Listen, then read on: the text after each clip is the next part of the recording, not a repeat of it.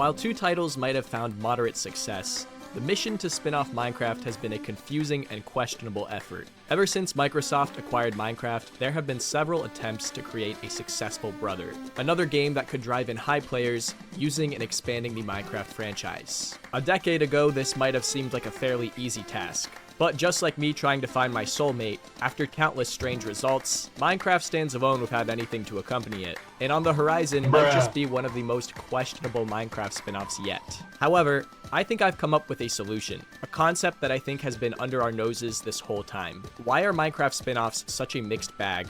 And why do I think my idea might have been the move all along? We're gonna go through each major spin-off, and then at the end of the video, I'll pitch why I think my idea would have been better than what we got. The first major effort to spin off Minecraft was Minecraft Story Mode, developed by Telltale Games. Out of all the spin-offs, this is the one that I think left the biggest impression on the Minecraft fanbase. Because unlike the other spin-offs, and despite being taken down from stores, this game kind of refuses to be forgotten. Many people still celebrate it because they consider it to be a fun adventure with characters that they hold close to their hearts, while others just watched RT Game play it enough to realize it's not that great. And I'm definitely more on that side of the camp, because no matter how much people love the game ironically, or are willing to ignore the bad writing so they can entertain their headcanons, that won't change the fact that both seasons of this game had extremely bad writing, which just confuses me considering that was the one thing you think this game would have nailed, you know, being a narrative-driven game. The first season featured 4 episodes and 4 more episodes. The first half being about the creation and destruction of a monster known as the Witherstorm, and the other 4 being about portal hopping. These adventures all being taken on by the main character Jesse and his friends. Now, as a main protagonist, I think Jesse accomplishes his purpose. While he does have some locked-in motivations,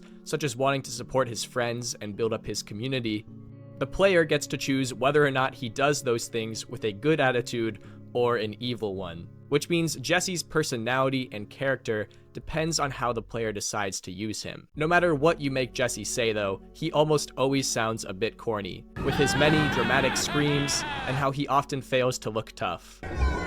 Who likes explosions? Overall, I think Jesse was a decent lead. He gets the job done. The problem is, I think when Telltale Games was trying to make Jesse a character that you could impose your own personality onto, they accidentally gave everyone else no personality either. At the start, Axel and Olivia are Jesse's closest friends, but are they really friends or just cardboard cutouts? Because these two have about as much personality traits as my pet bagel. From the start, Axel and Olivia are positioned to be Jesse's main friends, and they both get a lot of screen time at first, but it doesn't take long for them to be overshadowed due to their lack of personality. Olivia likes redstone, is nice. Problem solver? Axel likes TNT, is nice. Slightly louder than Olivia. And you know, criticizing Axel and Olivia is like criticizing my social skills. No one's impressed by them, so you're not really saying anything. They even got written out after the first 4 episodes, which shows that even Telltale didn't want to use them. Seriously, after episode 5, the only thing they do is get left behind and then become bargaining chips. But where I might diverge from the majority is my thoughts on Petra and Lucas, the other friends of Jesse, which he gets closer with a bit later on. Petra does have a bit more personality. She's brave, tough, likes adventure, and has a lot more tact compared to the rest of the cast. It's even implied she has questionable morals, at least in the first episode due to being a mercenary. However, as the series went on, she only became less and less interesting, as her morals fell into line with the rest of the cast, and she only really went against the grain in the ending of the last episode. Lucas is nice and sentimental. I think people like to think he had a character arc because he started off in the bully group, but he wasn't exactly a menace when we first met him. He was kind in the bully group, and then he left the bully group and just became he was the same. He's just always been kind. His character arc is shaped like this, and yet people insist that he's a great character. Any attempt to make Lucas out to be Prince Zuko is delusional. He was always chill. The real Zuko of this game is Ivor. A lot of people like Ivor, and I can see why. In my opinion, he is the only character in these games who has a truly interesting personality and who truly changes. This is the one character who really stole the show from Minecraft Story Mode. He started off as a bitter and calculated villain, but then suddenly turned into a strange, funny, and grumpy buffoon. How he gets there, they don't really explain, it just kind of happens, which you could chalk up to a bad script. But in a game with such dry characters, a little bit of unpredictability really stands out. I'm a ninja now, Jesse! It all started when I fell through a portal into some sort of strange world. Everything was all white. Master Shadows to me. He claimed he was a ninja master, a practitioner of the shadow arts. Somehow Season 2 gave us even worse characters. I don't know how people claim this was better than Season 2. Look at the cover of the game. One of the characters is a llama and the other is a villager. I cannot be compelled to care about a villager when all I see is a vending machine. How did you do worse than Axel and Olivia? If Season 3 happened, I bet it would just be 5 actual blocks. Season 2 also added Radar, Jesse's apprentice, and Stella, who is his pathetic and annoying rival. Bit of a Venn diagram going on with these two. Between both of these seasons, the bad writing is not just exclusive to the characters, it's everywhere. The problem with Minecraft Story Mode was that it was just so tonally off. Even when it first came out, people thought it was an awkward game. Because what are supposed to be tense moments in it are awkward. Almost no one is clever or speaks naturally. When the characters get into arguments, you can't take them seriously, and the script feels like it's barely made it out of production. Now, because I don't like speaking about writing too broadly, I'm going to give you 2 specific examples of how bad the writing is. The first one is this. Did you know that between both seasons of this game, there are 7 times that an episode takes place in the same scenario? For some reason, the concept of a dystopian Minecraft society was this game's obsession. In episode 5, Jesse and the gang find a town based off of Skyblock. But this is not your normal town. It's actually quite dystopian. It's a town where no one's allowed to build, and there's an underground fight club, but for building. This town is ruled with an iron fist. In episode 7, Jesse and the gang find a town based off of a mesa. But this is not just your normal town, it's actually quite dystopian. It's a town where everyone is controlled by a robot who rules the town with an iron fist. In episode 8, Jesse and the gang find themselves in a spleef arena. But this is not your normal spleef arena, it's actually quite dystopian. It's a town where everyone is a prisoner, and it's ruled with an iron fist. In episode 11, Jesse and the gang find themselves in a prison, but this is not your normal prison. It's actually quite dystopian. It's a prison where everyone is a prisoner, and it's ruled by a warden. Okay, well that doesn't even seem like much of a twist. In episode 12, Jesse and the gang find themselves in a town in the wilderness, but this is not just your normal town. It's actually quite dystopian, because they all worship an admin and center their lives around him, and it's really weird. Immediately after leaving this town, Jesse and the gang find themselves in another town, but this is not your ordinary town. It's actually quite dystopian, because the people inside of it are under the orders of the admin, and he rules with an iron fist. In the same episode, Jesse and the gang find themselves back at their hometown, but this is not just your normal hometown, it's actually quite dystopian, because it's being ruled by the admin who has disguised himself as Jesse, and rules with an iron fist. I have no idea how the writers wrote the same idea this many times, but once you notice, it severely ruins the experience, as you'll basically realize that Minecraft Story Mode is just going from one dystopian Minecraft society to another. But what I will say is that it does give a lot of representation to the exact type of society that a lot of Minecraft servers have taken, especially with their own admins. These scenarios, they remind me of 2B2T, especially with the labor that the builders make people do. But I doubt that's why Telltale used this plot so much, let's be honest. It much likely was just unoriginal writing, rather than an homage to cyberbullying. Now, major spoilers, because I need to talk to you about what was arguably the worst writing choice in Minecraft spin-off history. The definitive moment that turned Minecraft Story Mode into a laughingstock. When Ruben, the loyal pet and best friend of Jesse, died, and then instantly turned into a piece of pork chop. I don't know why they chose to do this. Ruben's death came just after the climax of the game, and it might have saved the entire story. Losing a character like this could have really spiced up the game. When Ruben was sitting there, oinking in pain, it made people feel, some serious emotions. But then this happened, and the whole game lost its chance right there and then. No! He turned into a pork chop. Dude, they ruined it. Dude, they just... How am I supposed to take that seriously? They just ruined it. What's the writing in this game? This was the moment Jesse became Heisenberg. If Heisenberg meant like silly game. If the constant barrage of corny jokes and bad writing hadn't already done enough damage, this was the moment that Minecraft Story Mode became a joke to the wider Minecraft community. Now you might say that Ruben turning into a piece of pork chop, which is later hung up on the wall, was done to stay true to source material. Sure, it was a bit jarring, but At least it was done to stay faithful to how Minecraft works. It's just an attempt to be accurate to the original game. It's not Telltale's fault that Minecraft pigs turn into pork. They were just trying to be accurate. The problem is that in Minecraft, only fully grown pigs drop pork chop. Pigs that are the same size as Reuben do not drop pork chop in Minecraft. That means there was no reason to do this. No way! Guys, I just found something even better than diamonds. It's today's sponsor, NordVPN! Wait a second, are you a creeper? You don't really look like a creeper, you look more like a man with a creeper mask on. I'm even worse. I could put your online security at risk. No! Wait a second! I have NordVPN, you're screwed!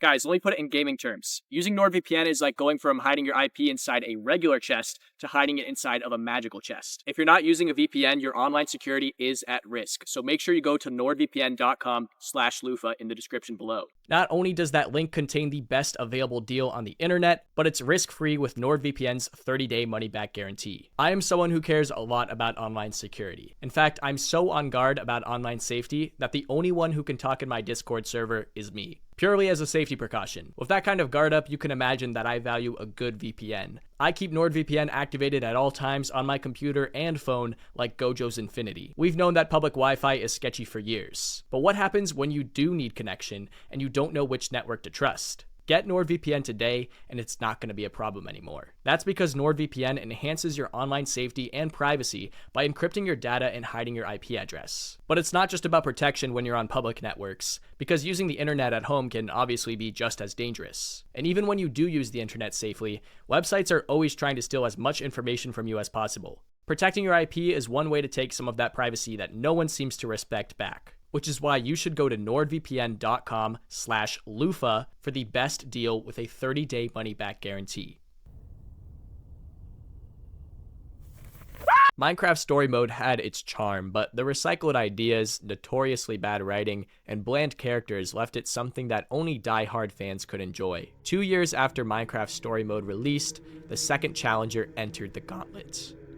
He saw how his brother had failed, and he vowed to be the first Minecraft spin-off to really take off and expand the Minecraft brand. How would he do that? Through combining niche mobile game mechanics to create one of the most experimental games of its year. This challenger's name was Minecraft Earth. It's entirely possible that you have never heard of this game. If you search Minecraft Earth on YouTube, you'll probably find more videos surrounding Minecraft Earth maps and SMPs, rather than this very official spin-off. If you didn't know better, Minecraft Earth would seem like a pretty obscure game, but it was once a highly anticipated title, and had a noticeable amount of marketing backing it up. In fact, it even came with promotions that got hermits involved. Now, I have a bit more respect for Minecraft Earth compared to Story Mode, because there's a lot of aspects to it that I personally find really cool. And to understand what those are, let's talk about what Minecraft Earth even was. Minecraft Earth was an AR mobile game that borrowed its concepts from Pokemon Go. From a tech standpoint, this game was ambitious. It's been said that some of the technology that was used to create Minecraft Earth might have not existed before it was made. According to the game's director, it took roughly 2.5 miracles to make this game happen, which isn't surprising considering this game was going to be outdoor AR Minecraft and Pokemon Go at the same time. Now, the gameplay isn't exactly like Pokemon Go, it's very inspired, but the game does play a lot differently. As a player, you would walk around outside and look for these drops called tappables, inside of which contained loot and materials. That loot was comprised of blocks, items, and even mobs, all of which you could use to build your own creations and tools, with the swords and bows you made being used to combat mobs in hostile locations, which you could also find on the map. There were also pretty nifty dungeons that opened up on the floor below you, with mobs inside that were even capable of taking you out if you weren't careful. The first thing I noticed looking back at this game today is how even though it's a very different game from Minecraft, it did kind of mirror the survival aspect, in the idea that you would have to collect the materials you wanted to build with before you could make your creations, just like survival Minecraft. Additionally, you could build cooperatively and actually go inside your builds and explore them on a human scale. Possibly more anticipated than any of this though, was a feature in the game's main trailer. This was the ability to see other players' builds around the real world as you explored it through your phone. Basically, it looked like you'd be able to walk around your city and see what other people had built in it, almost like a real-life global SMP. In my opinion, this was the game's Pokemon Go wildcard. The reason why Pokemon Go was such a success when it first dropped was not because people were dying to play a game that made them go outside, but rather that one-of-a-kind feature it brought to the table that made the AR hassle worth it, that being able to interact with Pokemon. That was its wild card. If that wasn't a thing you could do, I don't think the game would be nearly as worth it to people. Now, when it comes to Minecraft Earth, being able to build on your own street and see your neighbors' builds if they had the game too was supposed to be Minecraft Earth's wildcard. It was a really cool thing to see in the trailers, so people were excited to be able to do it themselves. But confusingly enough, throughout the game's entire lifespan, this was never made a part of it. Despite it essentially being the entire appeal of the trailer, for some reason this global building feature was never put in the game. Instead, this is what you were allowed to do with the blocks you collected.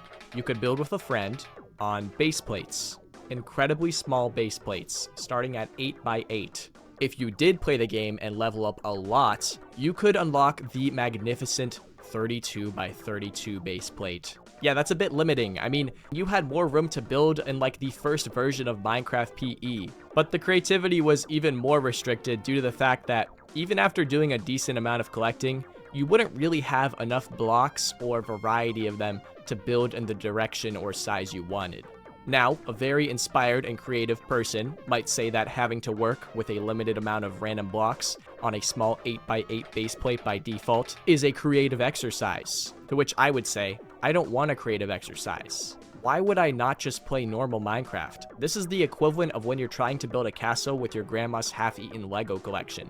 So pretty petty, right? I mean, it's not that restrictive. Seems like a cool app, a little gimmicky, but you gotta be aware of the technological limits here. The game didn't come out that bad. Wait a second, what is that? The things that I'm able to craft right now is like sticks.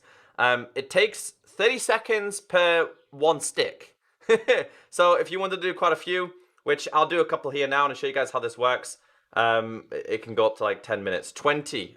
Okay, so it looks like it's gonna take 10 minutes to do these. Now I've kind of gotten into the groove over the last few videos I've made of talking about microtransactions. So let's give them a new name to keep it refreshing. Tiny exchanges. The problem with making videos nowadays that complain about tiny exchanges is that so many YouTubers have complained about them before that I've now gotten comments that get mad at me for being unoriginal. No one comes up front and says, hey, stop complaining about tiny exchanges, I love them. More so, people started commenting on my last video that the script was all stuff they already heard before, because I was comparing games that use tiny exchanges to ones that don't, and I got a lot of flack for that, because some people didn't want to hear me complain about something that they consider common knowledge. You could argue that no longer protesting tiny exchanges just because it feels overdone would open up the floodgates for greedy executives to make our gaming industry even worse.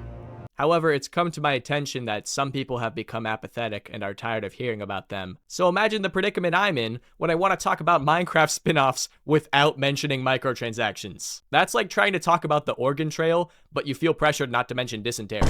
As annoying as it is to say, tiny exchanges were not a negligible part of Minecraft Earth. Because in true mobile game fashion, Minecraft Earth had its own Clash of Clans currency. Rubies, a once scrapped concept from the main game, were able to be purchased if you wanted more of the following in your already Minecraft light experience. Increased XP from adventures, increased attack damage, keeping your hotbar contents in XP, taking less damage when attacked, healing more from eating food, preserved backpack contents, temporarily increased max health, increased mining speed, and increased interaction radius on the map. Geez, Minecraft Earth almost makes pay-to-win servers look fair.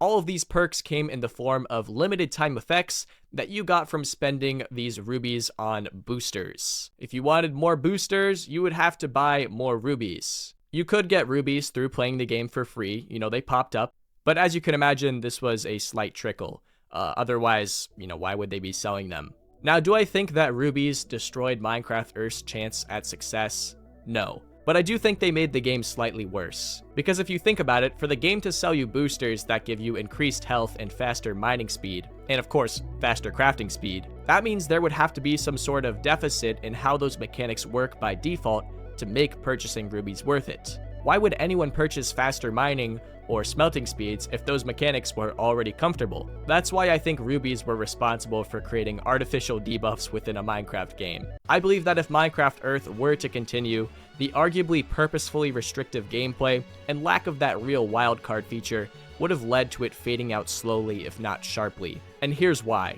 With a geolocation-based game, you're asking gamers to go outside.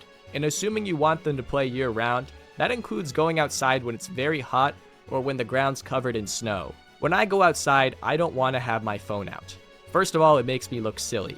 Second of all, it leaves me vulnerable by giving me a narrow line of sight, distracting me from my surroundings. And third of all, it just adds more screen time to my already technologically dominated day. So if you're going to make a Pokemon Go style game, the reward of playing the game has to be worth it. Instead, all Minecraft Earth rewards you with is gameplay that feels like a pointless chore. And then after you're done walking around, you can build like a small hut. By the time this game came out, the Pokemon Go craze had already proved itself to be more of a trend. That combined with the other issues of Minecraft Earth leads me to believe that this game wouldn't have gotten very far had it been allowed to continue. But we'll never know due to the fact that, if you recall after 2019 when Minecraft Earth came out, everyone had to stay indoors. Can't exactly play outdoor Minecraft if you can't go outdoors. I will always admire how much risk and experimentation was done to make this game happen. But you should have let people build outdoors and around the neighborhood. I would go outside all the time to look at what people were building. And yes, I know that there might be a particular structure that people would spam, but just like put a little X to hide builds from whoever built that stuff. Like, it'd be easier to actually stop griefing with this AR technology. You could just ban people. Now, before we get into the spin-off that will probably soon be even more forgotten than Earth, we're going to talk about the one that actually succeeded, and yet tragically was never meant to last.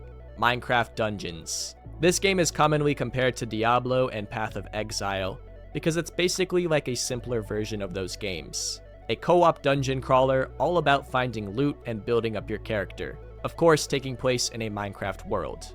Minecraft Dungeons isn't nearly as complex as its predecessors. Instead, it's made to be a game that most people can pick up and quickly understand. An approachable take on the dungeon crawler genre. You can tell this from the stripped back gameplay. For instance, instead of using traditional class options, your playstyle only relies on what weapon you choose to use. Weapon abilities and designs are easy to understand, and the armor system is equally clean. Interestingly, the dungeons are partially generated with random chunks, but outside of that quirk, the game doesn't really bring too many noticeable changes to the genre. The visuals in this game are pretty awesome, and I feel like the pace and animations that the characters use gives a very polished feel. The weapons in the game aren't the most complex, but they're all pretty fun to use, and they're pretty goofy the way they kind of build off of Minecraft's pre-existing weapons. For content, there is a campaign all about fighting the Arch Illager, a little guy who was corrupted by the Orb of Dominance. Very similar to how I started acting when I found out about creatine.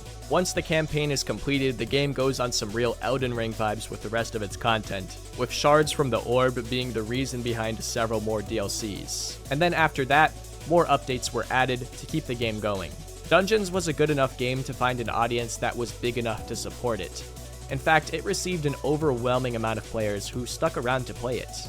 It turns out a simpler version of Diablo within a Minecraft aesthetic was something that appealed to a lot of players, and those players were hungry for content, which they got, until they didn't. The brutal irony was that the one time a Minecraft spin-off actually earned an audience, it kind of abandoned them. Even though the game came out in 2020, by just 2022, updates started to slow down. You see, when the dev team behind Minecraft Dungeons was creating it, they never intended to support it for more than after its 6 DLCs. But after they saw how overwhelmingly popular the game was, they decided to keep updating it, until ultimately they decided it was better to stop. Now, there's nothing wrong with a game getting completed. Not every game has to be an endless project that lasts a decade. The problem here was that none of the player base was really aware that Dungeons was planned to have such a short shelf life. From the start and throughout the game's course, it was never expressly communicated that even if the game was successful, it would still be shut down. And while I understand that might have not been said because it would discourage people from playing it, That's kind of the problem. I think the lack of communication created an expectation that this game was going to continue to entertain the people who invested in it. And before you say I have brain rot because my mind can't comprehend that something's not live service, this game added in battle passes. I feel like if a game adds battle passes, it's hard to not assume it's going to keep receiving support for a while. Battle passes are like a very long-term type of deal. Combine them with the knowledge that Dungeons had received some really great updates that boosted its player counts after the DLCs, and you wouldn't blame someone for being shocked that support was pulled. But it seemed that the team had made up their mind, and both updates and communication dissipated. So yeah, Dungeons was selling people battle passes, using DLCs and selling skins, and the game was doing pretty good. People really liked it. It was like the one Minecraft spin-off that kind of found its own footing, and then suddenly it was over, which as you can imagine was confusing, especially considering that this was a successful game that was a spin-off of the continuously updated Minecraft. But yeah, it was just never meant to be a long-running game. Kind of sad, especially with how important new content is for a game like Minecraft Dungeons. This game isn't exactly infinitely replayable. I will admit that there is something satisfying about seeing a successful game be completed and not milked, but I think the player base would have had a lot more closure right now had they known that this was always the plan. Now let's talk about a game that couldn't stick around whether its devs wanted it to or not. If you're familiar with how it performed, you'll know that Minecraft Legends had one of the sharpest fall-offs out of the Spinoff family. When the Minecraft Legends trailer first came out, people were pretty hyped, because this was going to be a Minecraft RTS, and it looked dope. The perspective, the art design, the action. This looked like it was going to be the greatest spin-off yet. I mean, look at this, you've got allays flying around, hordes of these little pigwins rushing in, and armies of mobs being led by a hero equipped with a horse. The pose here actually goes hard. This game looked like it was going to be epic. Initially, the trailer didn't show a lot of gameplay, but when it does, you can see how the player was able to build up defenses, command units, and even besiege a really cool looking fortress. As it turns out, this game was going to be a real-time strategy game with players taking a third-person, on-the-ground perspective. What's more, the game was being developed by Blackbird Interactive, seasoned RTS devs. Yeah, that's right. These are the guys behind Minecraft Earth? Wait, what? That's right, the same people who brought you Minecraft Earth are making Minecraft Legends. Yay? Upon release, it was announced that Minecraft Legends had debuted to over 3 million players. Alright, that's a pretty great start. You know, a lot of those players definitely came from the Game Pass, but altogether, quite impressive. Oh, they're leaving. Everyone left. They're all gone. 1 week, 80% of players quit. After 2 weeks, 92% of players quit. 1 month, 99% of players were gone. 8 months later, 99.99% of players have abandoned Minecraft Legends. I'm gonna keep it real. This story isn't as interesting as the other spin-offs. Behind the beautiful cinematics and intriguing trailer was gameplay that was repetitive and poorly designed. And that's probably why a lot of it was not shown in the trailer. So you know how the gameplay showed that the player would run around on a horse? Well, that was kind of the worst part of the game. Most real-time strategy games benefit from a bird's-eye view that makes it easier to engage in complex battles. But if the player is stuck at ground view, it's going to be a much more restricted experience. What's worse is that being on the field was super boring. Yes, you could swing your sword and fight the mobs, but that side of the gameplay was painfully bland, because you didn't really have any cool abilities yourself to make your presence feel warranted. This led to a strategy game where, instead of feeling like a centurion leading an army, you felt more like a tethered chaperone. The game puts you on the ground, but it still wants you to use your armies and doesn't want you winning the game without them. So you're kind of forced to rely on them and feel like the weakest unit in your army. For a while, it wasn't even possible to do damage to the enemy's capital assets, because the game wanted to only use your mobs to take it down, so you kind of just had to watch. They later buffed this to make it so that you could do a little bit of damage, but confusingly enough, it was still an inconsequential amount. Like, it didn't make a difference. You were still useless on that part of the game.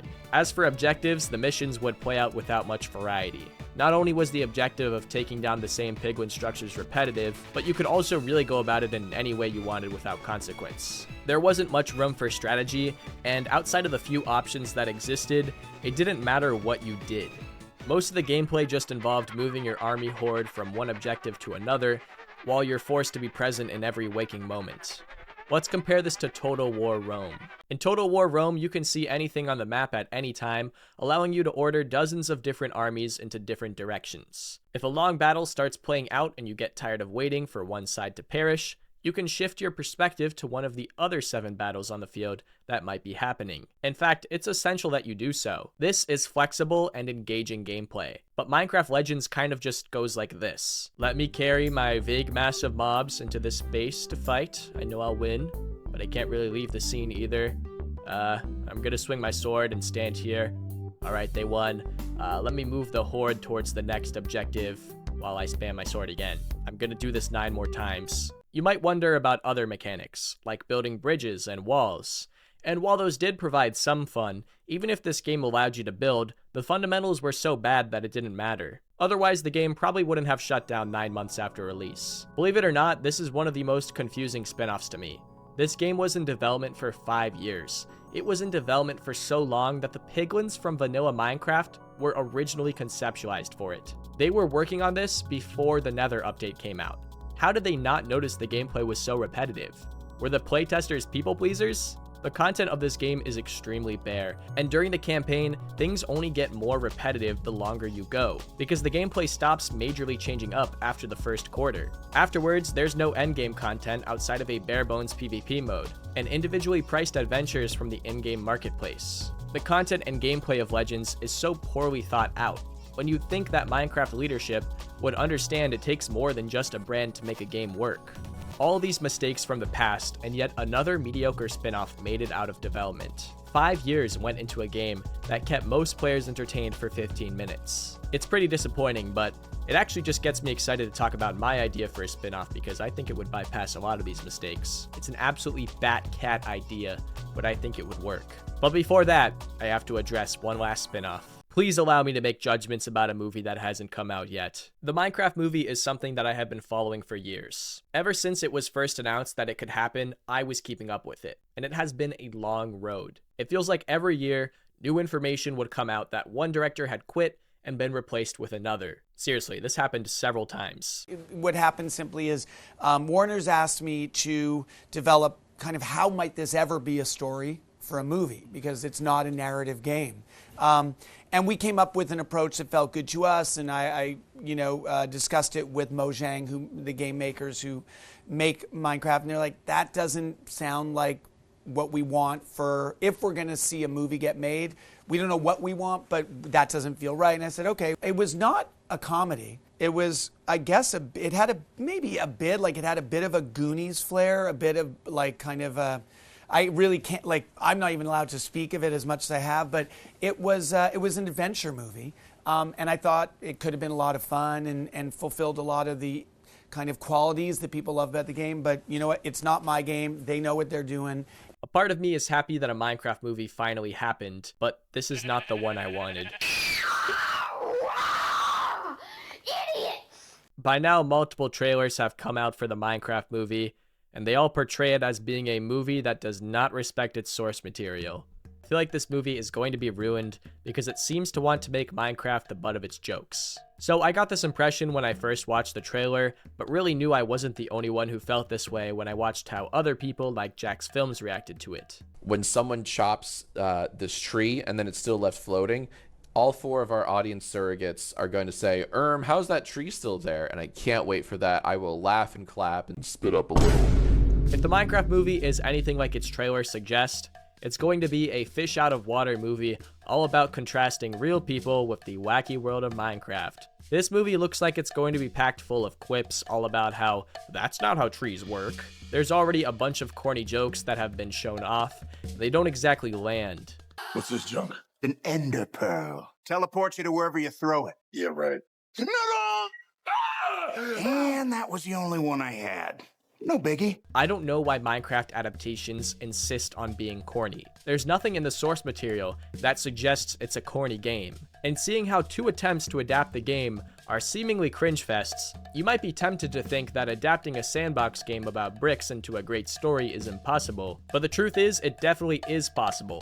And I'm going to make a case for why this movie could have been much better already. Because if you remember, an arguably more shapeless franchise about bricks was able to pull off a great movie. How was a studio able to take this and turn it into this. The Lego Movie is a critically acclaimed masterpiece that not only used its source material in an incredible way, but also told an amazing story that audiences loved. I think this is a great example of why my standards are so high for the Minecraft movie. This is one of the most beloved animated movies to this day. The jokes are funny, the action is interesting, the characters are familiar but unique. The movie even pulled off a live action side to it. Is Lego just easier to turn into a definitive story than Minecraft? I don't think so, because Lego certainly doesn't have the sheer amount of universal experiences that Minecraft does, nor the pieces for a story. The reason why a Minecraft movie should be good is because it already has the pieces for a story. Everyone who plays Minecraft can relate to starting off with a crafting table,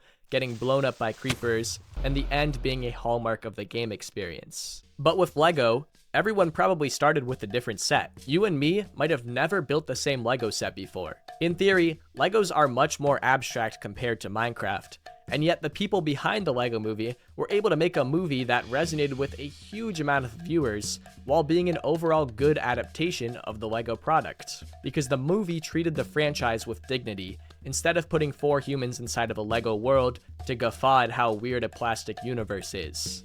The Lego Movie took its source material seriously. In fact, it even used it to make decent commentary about the world in a great way. There was room for that because the movie allowed its source to be taken seriously. The Minecraft movie does not appear to take Minecraft seriously. And when I say the word seriously, I don't mean that a Minecraft story has to be gritty and dark to succeed. The Lego Movie wasn't dark and gritty. All I mean is that the source needs to be treated with respect. The Lego Movie is very funny, but it also treats its source material with reverence. There are jokes that surround Lego, but they're so carefully written and funny that they would work whether it was a Lego movie or not. It's also a movie that's not afraid of commitment. This is the Lego Movie, and it has major implications about the Lego brand, and it's not afraid to make them. Compare this to the Minecraft movie, which is actually called a Minecraft movie. While some people have said that this was done to leave room for other interpretations and not define the genre, I smell fear. You should be proud to have the Minecraft IP, unless you're scared, because your movie might not be good. It seems like when it comes to adapting Minecraft into a story,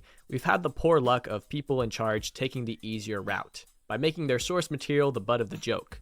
Now, one might argue that Minecraft doesn't have to respect or take its source material seriously, because the game is for younger audiences. First of all, that's not true, but even if it was, the Lego Movie would prove that argument wrong once again. Both of these come from products that are said to be mainly for younger demographics. However, this movie is entertaining to all ages. Minecraft Story Mode definitely wasn't, and the Minecraft movie might be worse. Respecting your source material seems like an obvious move, but in many cases, these studios don't want to do that. The reason people are so quick to hate on the Minecraft movie is because the writing from its trailer is all too familiar. You can find this problem in other movies, such as Thor: Love and Thunder, which coincidentally also didn't take its source seriously. This movie turned its protagonist into a joke and made light of everything, even the gauntlet that was used to create the biggest tragedy in the movie's universe. Chris Hemsworth himself recognizes that this foolishness led to a massive disappointment. This type of writing has become such a common complaint that before people knew anything about the FNAF movie, they were already making jokes about how it was going to have scenes where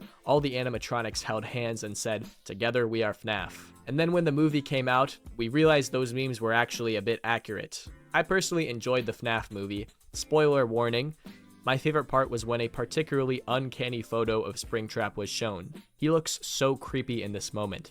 I think it was the best part of the movie. I wish that the rest of the film committed to this vibe, but it was more of a quirky mystery than an actual horror movie. I understand that the animatronics are misunderstood and that they didn't ask to be in their situation, but that doesn't mean they weren't complete menaces in the actual game, or that having them build a blanket fort was a good idea. It made it really hard to take the movie seriously. I mean, Bonnie falls over and then lifts a thumb up. This is a type of writing strategy that is starting to be found everywhere. You can find it in the rest of the MCU post-Endgame on, and of course in Star Wars. It's gotten so bad that Deadpool had to call it out. The Minecraft movie has a chance to be received well. Maybe it's a better movie than how its marketing is portraying it. But the big concern right now is that it looks like this writing style is going to be heavily used. which is frustrating not only because of how legendary the source material is, but also because of how much we've recognized and gotten tired of writing like this. When you have your characters looking around and freaking out about how weird Minecraft supposedly is, it's not going to resonate. Most people aren't going to be able to relate to being overwhelmed by how quirky Minecraft is, because most people have become more than familiar with the game. No one thinks playing Minecraft is that bizarre of an experience nowadays. Even when I first played Minecraft, nothing screamed quirky or weird to me. I understand that this is just one interpretation of the game, but I don't like its creative choices. Especially when I don't think we're going to get another one of these. The Minecraft movie will likely receive bad reception due to making cheap jokes and implying the source material is weird. We saw it with Minecraft Story Mode and how no one was able to take that game very seriously. It looks like the same mistake is about to happen twice. So those are all the Minecraft spin-offs, and while none of them, minus Legends, were catastrophes, none of them have really seemed to hit the mark save Dungeons. The judgment that goes into these games just seems off. They're all very confusing. And the problem with all of these games is that they have to go so far beyond what they are doing if they hope to match Minecraft. As much as it seems plausible that poor advertisement or bad development decisions were the reason why these games did so mediocre, I think the problem is the ideas themselves. You can't just make an alright game and expect the Minecraft brand to be enough to lift it up. It makes me think, what would capture people's attention and make them want to play a Minecraft game that isn't Minecraft? Is it even possible? Well, then I started thinking about if there had been any successful spin-offs of other major games. And the first thing I thought of was Team Fortress 2. TF2 is technically a spin-off of Quake. It was originally a mod for Quake, and then it became its own successful game. It did this through being a fully realized adaptation of a custom community game mode that people already loved. And you can find a similar example with Counter-Strike. Counter-Strike was originally a mod for Half-Life, and it also became a successful game. So maybe the best way for Minecraft to spin itself off would be something similar. Does Minecraft have any built-in community games that people find fun? Absolutely. Just look into the many Minecraft minigames and playstyles. Now, I might sound like a madman, especially if you don't see the vision, but try to imagine if this was done right. The ideas for a successful Minecraft spin-off are right in front of our eyes. Similar to how League of Legends was inspired by a Warcraft 3 mod, there are probably a dozen custom games that were made inside of Minecraft that you can't get anywhere else. Many of them have been forgotten, but in their heyday, they were big. Some of them still are, and the one that I think Mojang should adapt first is Factions. Now, Factions is an old idea that has been in Minecraft for a long time. If you're unfamiliar, Factions is a type of Minecraft plugin where players play in a survival world, but use commands to create their own teams and claim territory that only they can build in. The game involves building up your house, locating and raiding other people's forts, and getting as rich as you can while expanding your territory. What if there were to become a fully fledged Minecraft spin-off for this? What if a version of Minecraft was created that focused on adapting this idea on a bigger scale? You might say that Minecraft Factions would never appeal to a wide audience, but have you heard of Rust or Ark? These games are basically the same idea, and Rust is a very big game. They're also both infamous for being ridiculously toxic and time-consuming. So what if there was a version of Rust that didn't make you want to rethink your life choices? Believe it or not, I think there's a power vacuum there. Okay, now let's move to a different point. Now, I want you to think about how divided the Minecraft fanbase is about how Mojang chooses to update it. A lot of people want the game to have more weapons, mobs, and bosses to fight, while others want the game to stay more clean and more imaginative. A parallel version of Minecraft that keeps the fundamental gameplay and graphics while introducing major differences would give the people what they want. The competitive PvP side of the Minecraft community would have just the game for them, which means vanilla Minecraft wouldn't have to be flooded with the bosses and weapons that they have been begging for. And if you think that Mojang doesn't have enough resources or budget to make this happen, I would disagree. I might be wrong, but based on the small drop updates we get from a team funded by Microsoft, it seems like there is a good amount of Mojang not going into actually making content for Minecraft.